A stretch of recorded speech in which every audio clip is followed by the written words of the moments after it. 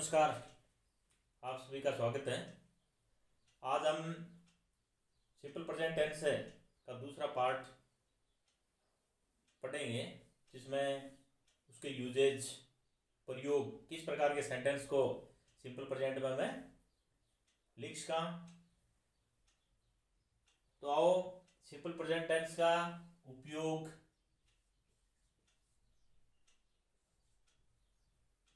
Use of simple present tense, उपयोग किस किस प्रकार के वाक्यों में सिंपल प्रेजेंट टेंस का उपयोग होता है या कर सकते हैं। नंबर एक, आदतन, आदतन या साधारण कार्य, हैबिट से संबंधित हो,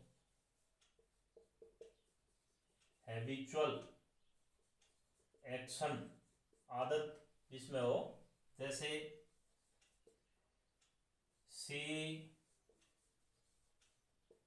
gets up at she gets up at 5 a.m. Birds fly, they take tea in the morning. तो हैबिचुअल एक्शन में आदतन संबंधी जो कार्य है उसको सिंपल प्रेजेंट में लिखते हैं। She gets third person singular है तो वर्ब की फर्स्ट फॉर्म के साथ है एस। बर्ड्स फ्लाई वर्ब की फर्स्ट फॉर्म होगी, they take tea in the morning. इसके अलावा बात करें तो सिंपल प्रेजेंट टेंस में और जो सार्वभौमिक सत्य, सार्वभौमिक सत्य यानी यूनिवर्सल, यूनिवर्सल ट्रुथ,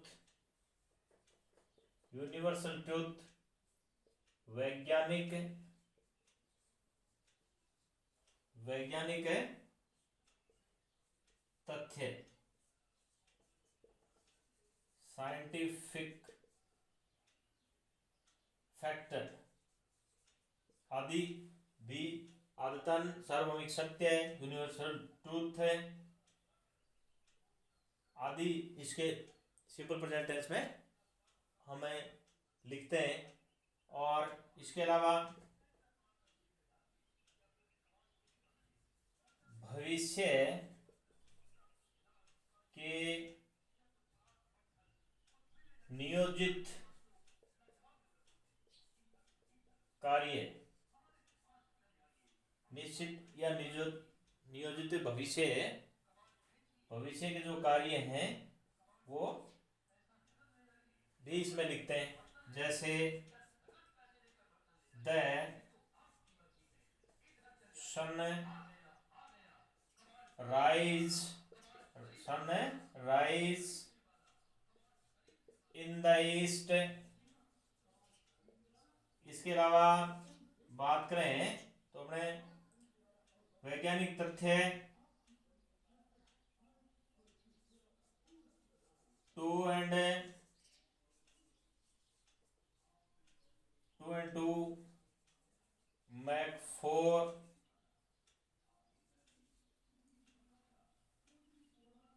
इसके अलावा निकट भविष्य के जो कार्यक्रम है, जैसे the train leaves, the train leaves eight 3 PM। तो इस प्रकार से आदतन कार्य, सार्वभौमिक सत्य, वैज्ञानिक तथ्य, निकट या भविष्य के नियोजित कार्यों को सिंपल प्रेजेंट टेंस में लिखते हैं। इसके अलावा एक्सक्लेमेटरी जो सेंटेंस है, एक्सक्लेमेटरी सेंटेंस में जो हेयर और देयर से स्टार्ट होते हो, एक्सक्लेमेटरी सेंटेंस जो एक्सक्लेमेटरी सेंटेंस जो हियर तथा देयर से आरंभ हो, जैसे here comes the bus,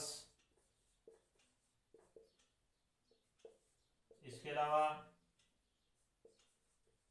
there Sita वॉक्स। तो इस प्रकार से एक्सक्लेमेटरी जो सेंटेंस है, अंत में चिन्ह एक्सक्लेमेटरी सेंटेंस से चिन्ह लगेगा, एक्सक्लेमेटरी जो वाक्य हैं उसको भी सिंपल प्रेजेंट में लिखते हैं। इसके अलावा हम बात करें तो समाचार पत्रों की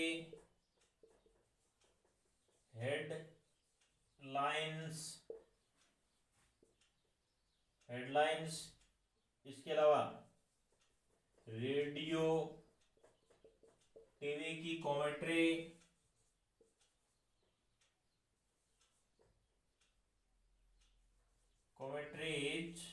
भी इसी करते हैं, कॉमेंट्रीज भी। इसके अलावा मुहावरे,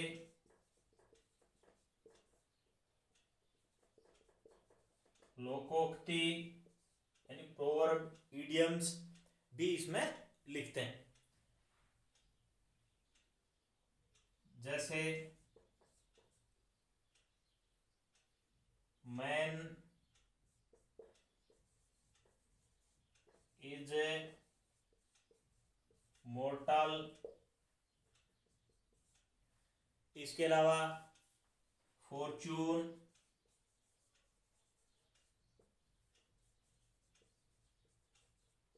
फेवर्स द ब्रेव। तो इस प्रकार से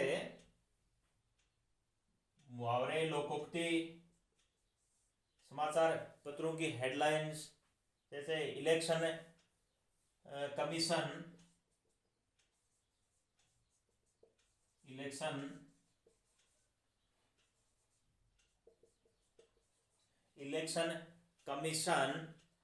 रिवाइज इलेक्शन कमीशन है रिवाइज पोलिंग डेट,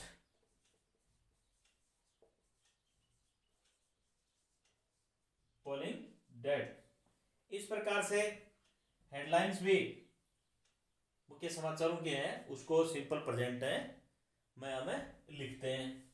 इसके अलावा कौन कौन से हैं उसको देखें अपने।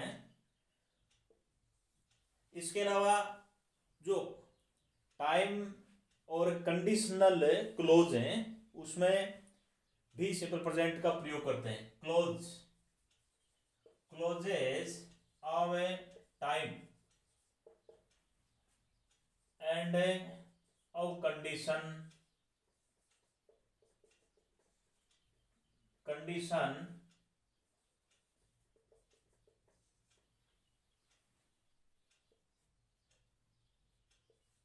जिसमें इफ, टिल, until, when, before, unless,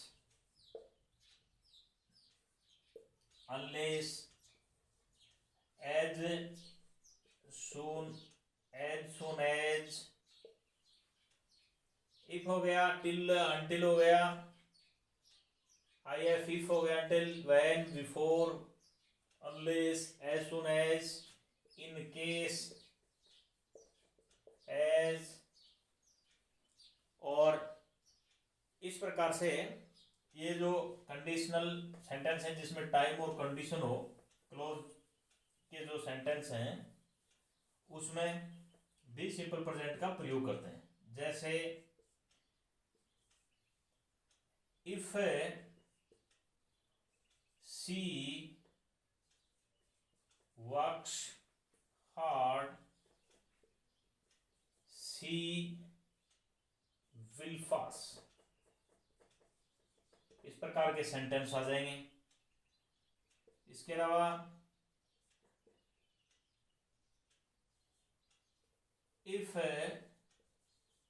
it rains, if it rains we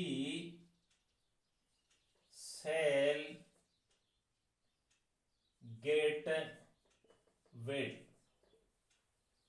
तो इस प्रकार से ये जो if until इन शब्दों के तुरंत बाद जो कंडीशनल जो शब्द है, वर्ड है, उनके तुरंत बाद सिंपल प्रेजेंट टेंस का प्रयोग करेंगे और उसके साथ दूसरी ओर फ्यूचर सिंपल का प्रयोग करेंगे। तो इस प्रकार से इफ के साथ वर्ब की फर्स्ट फॉर्म एस या ईएस और दूसरी ओर फ्यूचर है सिंपल। तो हम इस प्रकार से इनको याद कर सकते हैं कि जो कंडीशनल या टाइम संबंधी जो वर्ड है उसके साथ में वर्ब की फर्स्ट फॉर्म यानी सिंपल प्रेजेंट और दूसरी तरफ सिंपल फ्यूचर होगा। ये तो हुई इसके उपयोग की बात कि कहाँ किस प्रकार के सेंटेंस में हमें सिंपल प्रेजेंट का उपयोग कर सकते हैं। अब हमें उसके स्ट्रक्चर को देखेंगे। स्ट्रक्चर यानी फॉर्मूला या वाक्य रचना कहें, वाक्य रचना। Number 1 affirmative, AFFIR, affirmative sentence, सकारात्मक वाक्य। इसमें सिंपल प्रेजेंट टेंस में क्या होगा कि सब्जेक्ट होगा, उसके बाद में साइक्रिया इसमें नहीं होगी, वर्ब की फर्स्ट फॉर्म या वर्ब की फर्स्ट फॉर्म के साथ एस या ईएस, इसके बाद में ऑब्जेक्ट और एडवर्ब या अन्य अदर वर्ड का में प्रयोग करें। जैसे he goes to school Delhi, तो दिल्ली एडवर्ब हो गया, he goes वर्ब की फर्स्ट फॉर्म के साथ एस थर्ड पर्सन सिंगुलर है इसलिए इसमें एस आ गया कि दे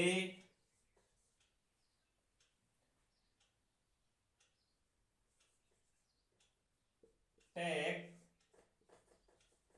tea in the morning, in the morning कि वे सुबह चाय पीते हैं। तो इस प्रकार के एफर्मेटिव सेंटेंस में सब्जेक्ट सिंगुलर है तो वर्ब फर्स्ट फॉर्म के साथ एस, सब्जेक्ट प्लूरल है या आई है तो वर्ब की first form. Number 2 negative,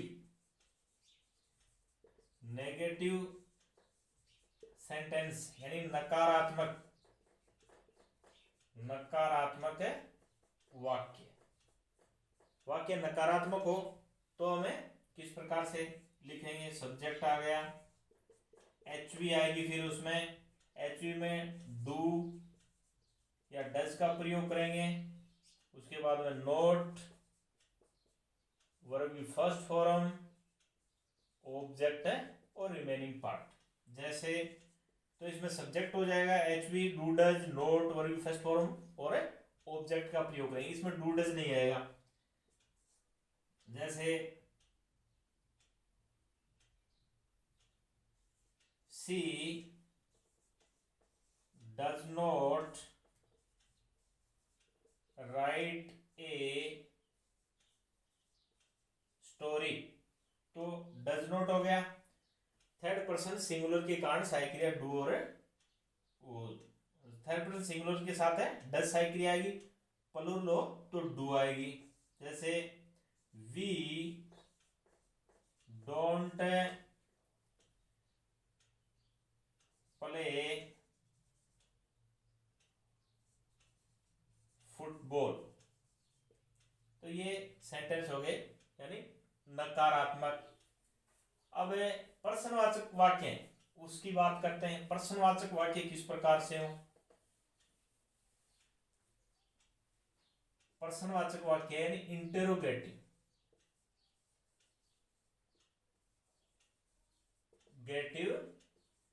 sentence. प्रश्नवाचक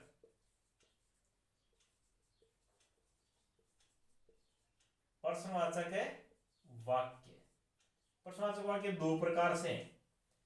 एक तो वो जो हिंदी वाक्य क्या से शुरू हो, यानी हिंदी में जो क्या से शुरू हो तो उसकी वाक्य रचना है वो सहायक क्रिया से लिखेंगे। सब सहायक क्रिया, उसके बाद में ऑब्जेक्ट आ जाएगा, उसके बाद में वर्ब फर्स्ट फॉर्म होगी, उसके बाद में ऑब्जेक्ट होगा, उसके बाद में रिमेनिंग पार्ट और क्वेश्चन मार्क। यानी सहायक क्रिया से शुरू करेंगे अंग्रेजी में। हिंदी में जो वाक्य क्या से शुरू हो उसको अंग्रेजी में सहायक क्रिया से, उसके बाद कर्ता हो गया, वर्ब फर्स्ट फॉर्म और ऑब्जेक्ट। और वो वाक्य जो हिंदी वाक्य ये बीच में क्या, क्यों, कब, कैसे, ये जो प्रश्न पूछे हो तो उसमें पहले WH वर्ड होगा, उसके बाद में HV में इसमें डू और डज है, उसके बाद में सब्जेक्ट हो जाएगा, वर्ब फर्स्ट फॉर्म होगी, ऑब्जेक्ट हो, ऑब्जेक्ट पूछा है तो ऑब्जेक्ट नहीं आएगा, सब्जेक्ट पूछा है तो सब्जेक्ट नहीं आएगा। ये वाक्य रचना रहेगी। जैसे क्या वह पुस्तक पढ़ाता है। तो क्या से स्टार्ट हो रहा है हिंदी में, तो इंग्लिश में लिखेंगे डज, सहायक क्रिया से शुरू करेंगे, does he teach a book.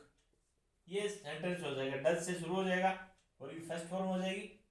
अब दूसरी प्रकार से वाक्य है कि वह क्या, कब, क्यों, कैसे पढ़ाता है। वह क्या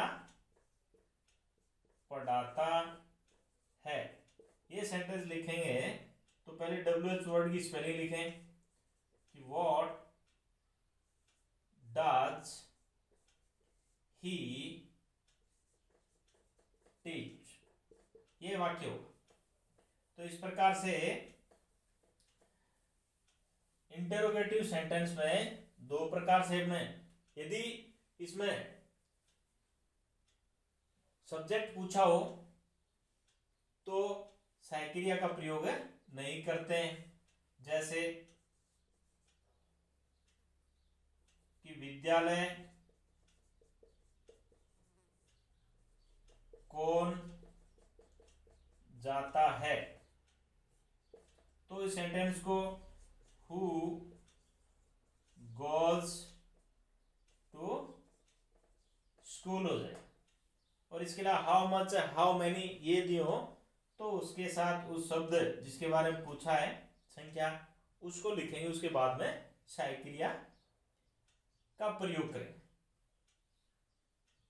तो इस प्रकार से ये प्रेजेंट सिंपल के बारे में हमने पढ़ा, जिसमें पहचान हो गई, आपने अच्छी प्रकार से पढ़ा, एडवर्ब हो गए, सहायक क्रिया होगी, क्रिया होगी, स्ट्रक्चर हो गया। अब इसमें यदि सेंटेंस नेगेटिव और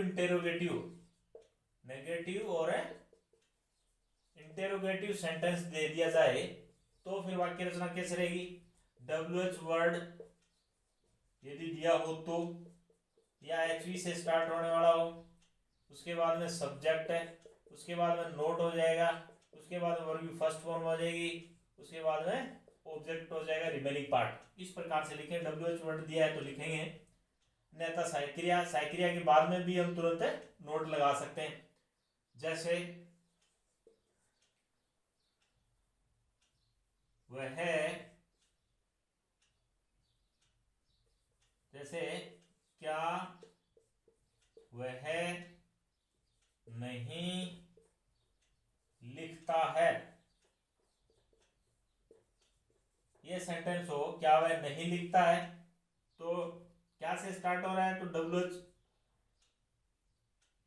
साइक्रिया से शुरू करेंगे, WH वर्ड इसमें नहीं आएगा, तो डज नोट भी कर सकते हैं, या डज ही नोट राइट, ये भी लिख सकते हैं। डजंट ही राइट भी लिख सकते हैं।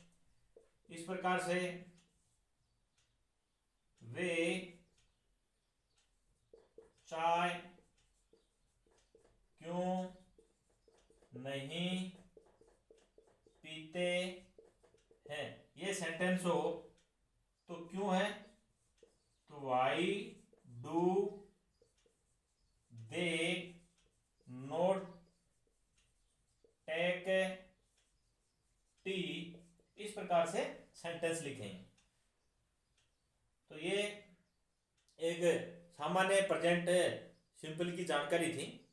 तो मैं आशा करता हूँ कि आप सभी को वीडियो वह अच्छा लगा होगा और इसमें टेंस भी अच्छी प्रकार से समझ में आए होंगे। धन्यवाद।